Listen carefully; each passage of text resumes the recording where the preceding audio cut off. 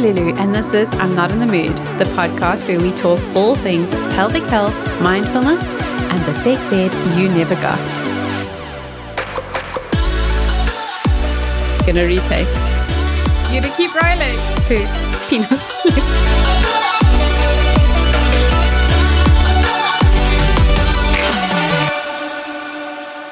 Today we are going to be talking about the group of ladies that I treat who tend to find themselves more often not in the mood.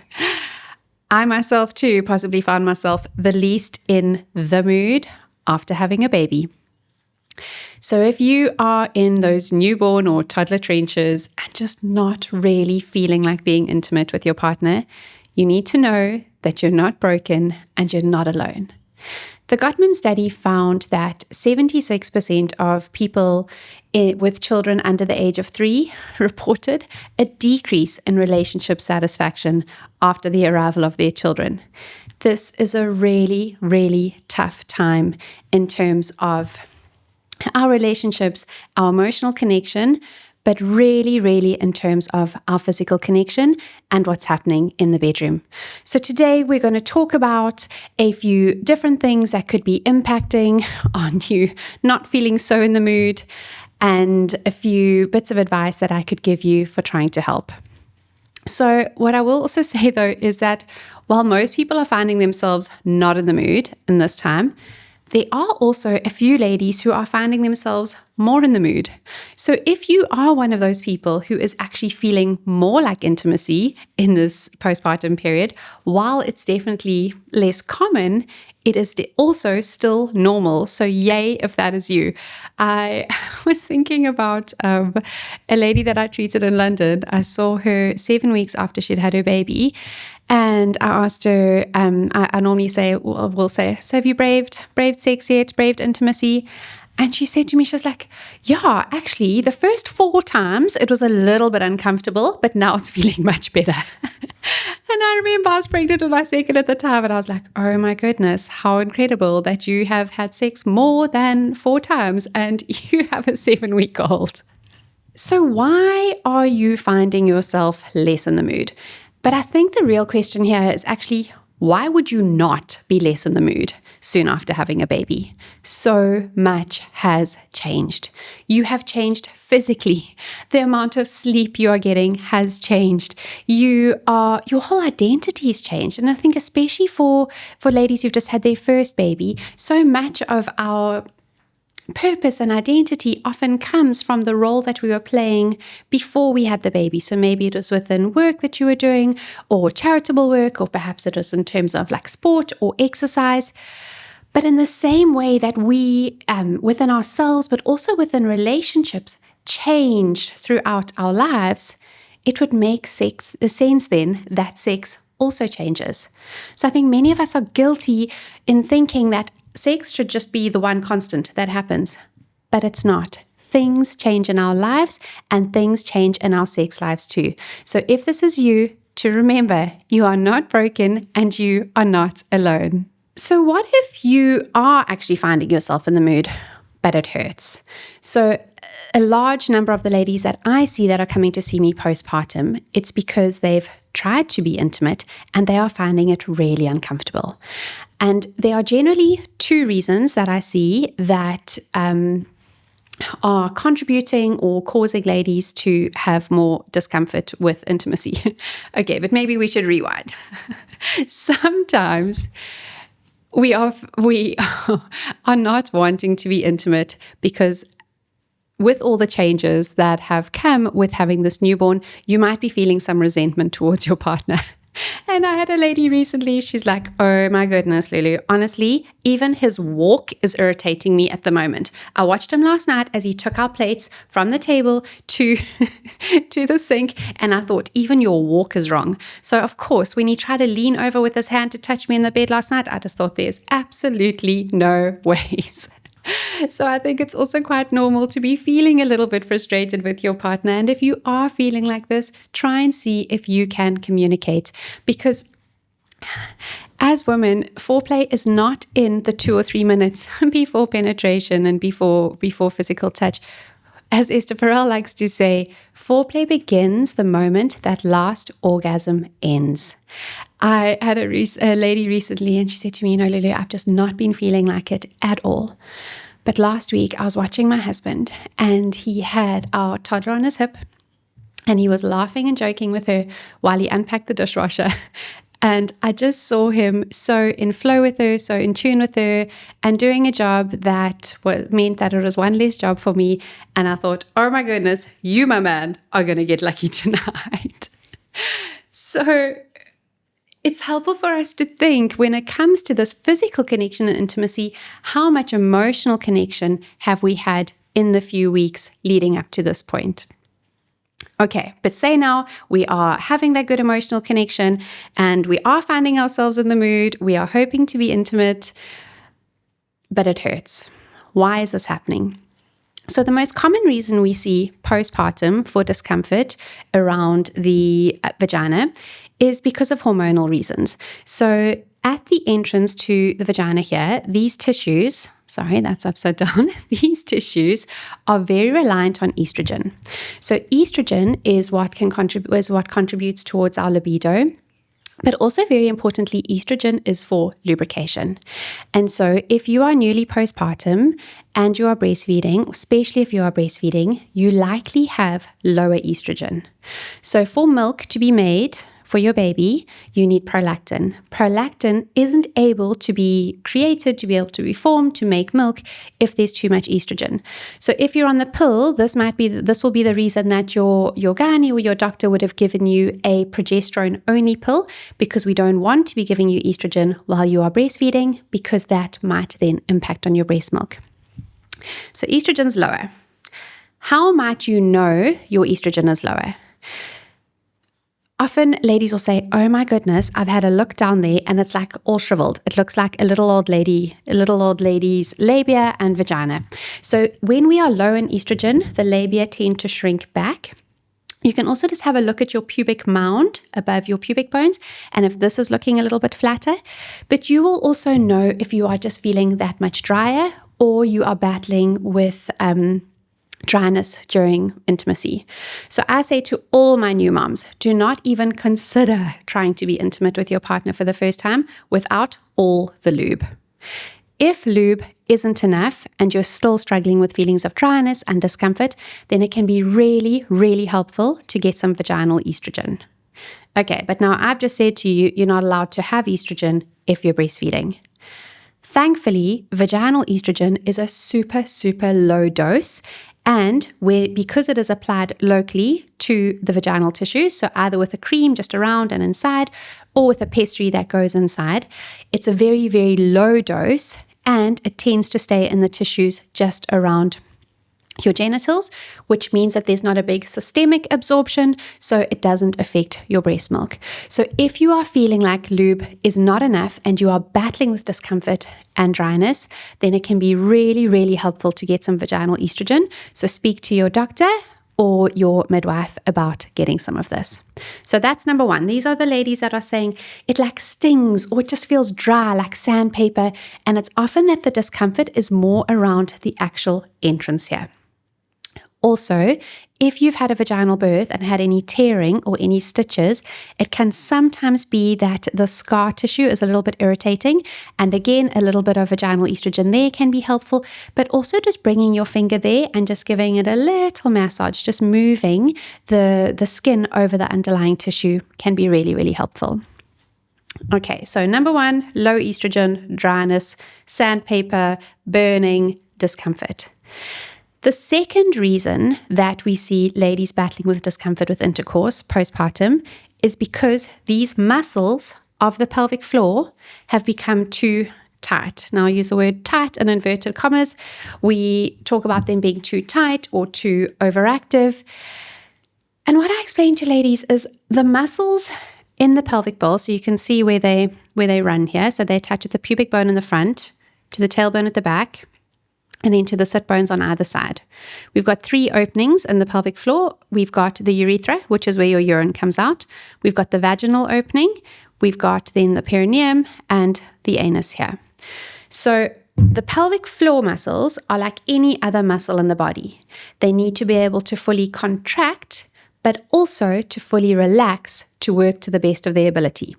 So many of the ladies that I see who are battling with discomfort, with deeper penetration, or they're feeling like their orgasms have gone or lost their intensity, or some will even say, my husband feels like there's a wall there that he just can't get past. That is because the pelvic floor muscles are not being able to fully relax. So I'll say to ladies, it's as if you're walking around with your bicep like this all the time. Unfortunately, one of the first things that usually comes up when someone Googles anything happening with their pelvic floor is this advice to Kegel. Kegling, and trying to strengthen a muscle that is fully not able to relax is not what we want to do. So if you are finding you are having discomfort, and ladies will say, actually, I just feel tight there. I can feel like I just can't relax. There are a few things that you can look at doing. The first and most important one is breathing. So the way that our diaphragm and our pelvic floor is connected is that when we breathe in, our diaphragm depresses, our pelvic floor gets a little bit of a stretch, and our belly should get a bit of a rise.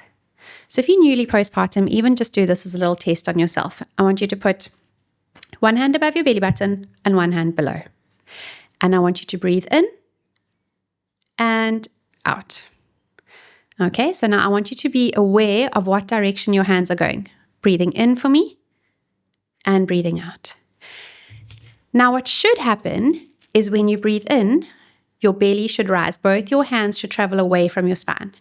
And when you breathe out, your belly should fall. Now, the majority of ladies we see who've had a baby, this is not happening. What's happening with the most of you is that as you breathe in, your upper hand is sucking in and your lower hand is pushing out a bit. What this means is that we are holding too much tension in your tummy muscles at the top. So we need to think of your core as like a closed system or like a balloon.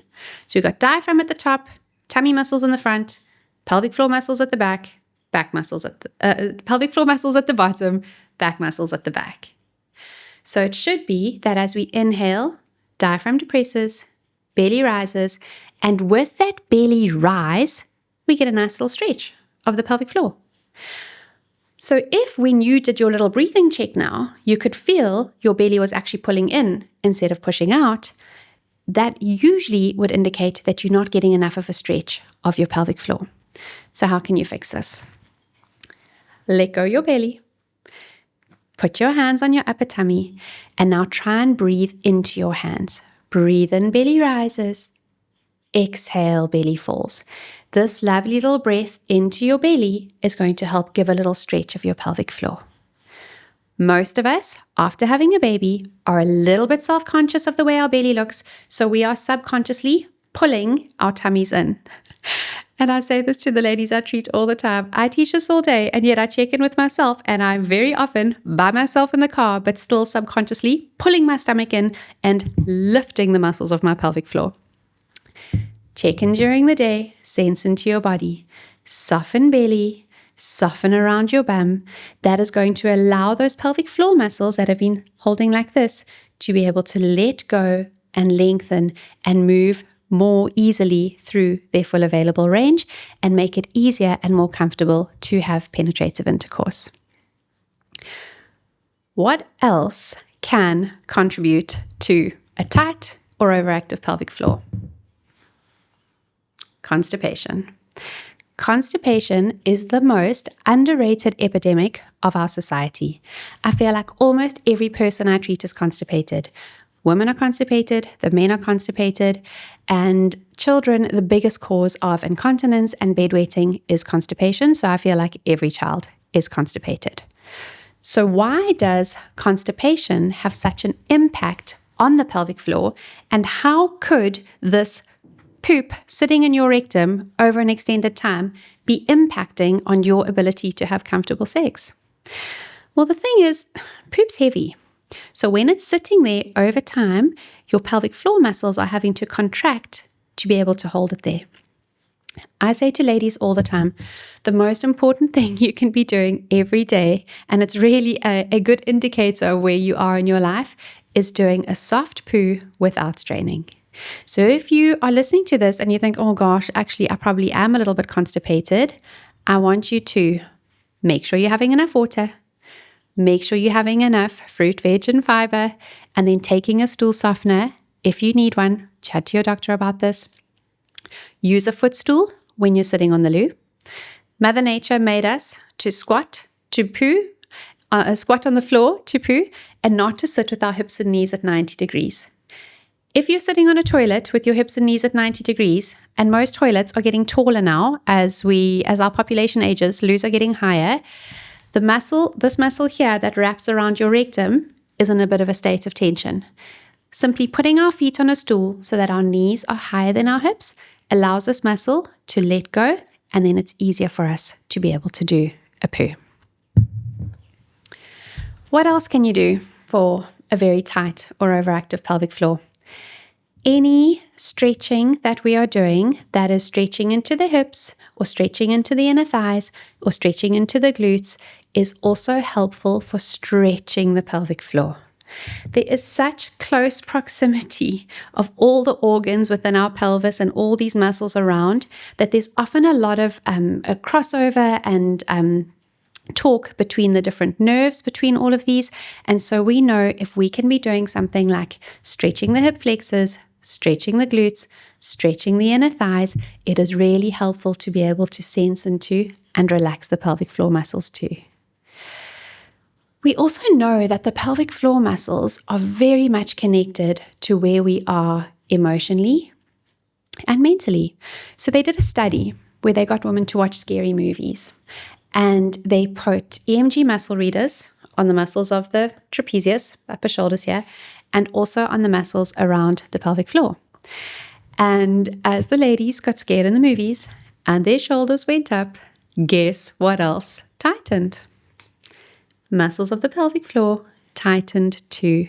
We hold so much stress and so much tension in these muscles around our pelvic floor. So anything that you can be doing during the day that helps you to calm your entire nervous system is also going to be helpful in relaxing and releasing around these muscles of your pelvic floor. But really, if you are experiencing any discomfort with intercourse, please do go and see a pelvic floor physio. We are really good at helping you to check in with your breathing and what's happening with all the tension around your tummy muscles and what's happening in these muscles of your pelvic floor. We will teach you how to connect and be able to let go. And then we also very gently just bring our fingers internally and we do a little massage of these muscles. Because in the same way as we can get knots in our shoulders or knots in any other part of our body, we can actually get little knots and little areas of tenderness in these muscles around the pelvic bowl. But what if it's not hurting, but you're still just not in the mood? Firstly, please cut yourself some slack. You have just grown a whole human and you have a little baby or a little toddler that is so reliant on you. You are probably feeling quite touched out by the end of the day. And maybe you are feeling disconnected from your body and how it used to feel and how it used to look. So to be able to try and tap into wanting to feel some more intimacy with your partner, it can be really helpful to be able to try and connect to different parts of joy in the senses during the day. I love how Esther Perel says, how can the product of passion also so often end up being the ultimate destroyer of it? It can be so difficult for us to come back to our bodies, especially if, like me, you've put on a heap of weight when you were pregnant and you're just not feeling quite yourself again. To come back to the body is again to come back to the senses. So I will often suggest something as simple as, can you just rub body lotion on yourself? Even if you're not feeling like you got time to do it every day, every second day, or even once a week, can you come back to just feeling into that touch yourself over your legs, over your arms? Where else can you try in your physical body to experience something that feels more sensual or soothing for your nervous system. So this might be in wearing some prettier underwear. And ladies are like, oh my gosh, but none of my underwear actually fits me anymore. Go and buy one set of underwear that you feel nice in, even if you know that it probably won't fit you again in a few months. But find something that makes you feel soothed in your physical body. And then movement. Move your body. This doesn't mean you need to go and find a workout plan that happens once or twice a day, every day of the week. Our bodies are amazing, and there really is no perfect exercise. The best exercise is the one that we want to do. And our bodies are amazing in that they will take even just the little bit that we've done and help us. It'll help us to feel better.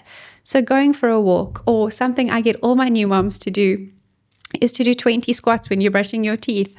Squatting is one of the most brilliant exercises to do to be able to almost counteract that mom posture that so many of us find us in, which is this. So untucking your bum, little curve in your lower back, 20 squats while you're brushing your teeth. While your baby is lying on the floor, can you just do a few stretches or a little bit of rotation? Any little bit of movement that you can do is going to help you to come back to your body.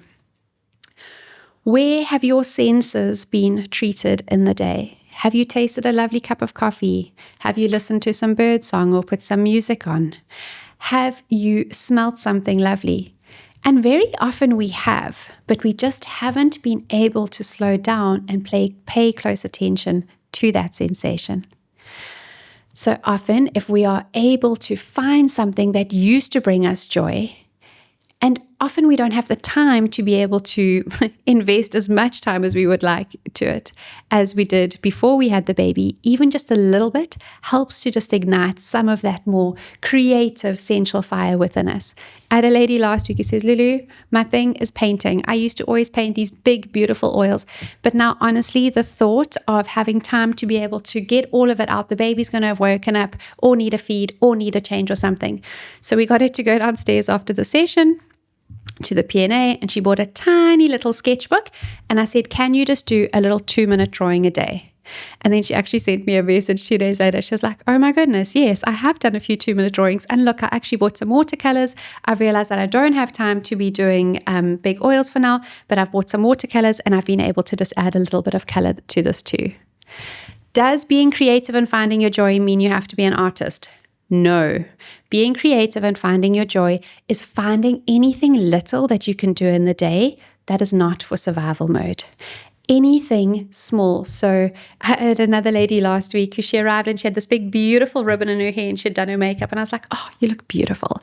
And she said to me, she's like, I'm just feeling so gross in my body, but thank you. I do feel so much better that I've added just this little ribbon to my hair and done a bit more makeup.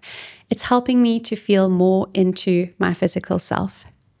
So can you think of something that you used to love, that used to bring you a lot of joy? And then can you find like the mini bite-sized manageable version of you to be able, or of it to be able to do for yourself now outside of the bedroom, knowing that this is going to be able to translate into how you are feeling in terms of libido at a later stage too. And then my last piece of advice for if you have a baby or a toddler and you really are finding yourself not in the mood is to prioritize non-penis and vagina type sex and intimacy. So often ladies will say to me, Lulu, I'm so nervous that I actually even come near him on the couch because then he might think that he's getting ideas for later. And this means that we are then not having as much physical touch in the day. We need to think of physical touch and physical interactions, or some people talk about it almost as sexual currency, as something that is constantly loading the battery. That charge doesn't disappear.